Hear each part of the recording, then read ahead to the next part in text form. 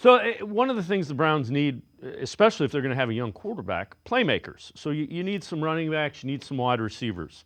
If you're Andrew Berry, where do you address running back and wide receiver? Those are two big needs.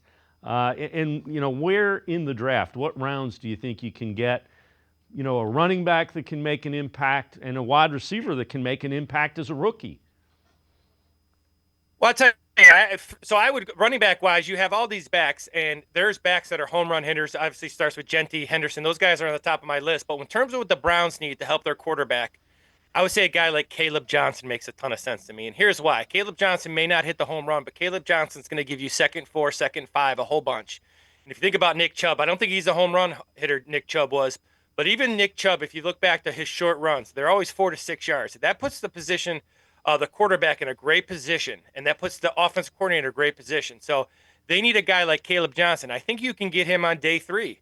Now, if I'm looking for a skill guy that needs touches, you're talking about a guy like Luther Burden.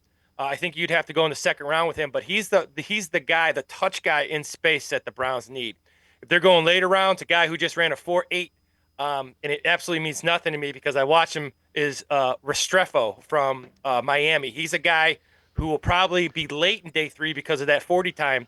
Watch him on film. He makes a lot of guys who are really fast miss. He's a good football player. So they need a space guy. I think they can get that. If they want an elite guy, I think they got to go early with Burden or trade back in. I think Caleb Johnson's the perfect running back type. Obviously, there's a ton of really good backs, but when I think of Scadaboo and these guys, I'm looking for a power guy that can get them to second five. Kind of boring, but I think that's what this offense needs to keep them ahead of the sticks.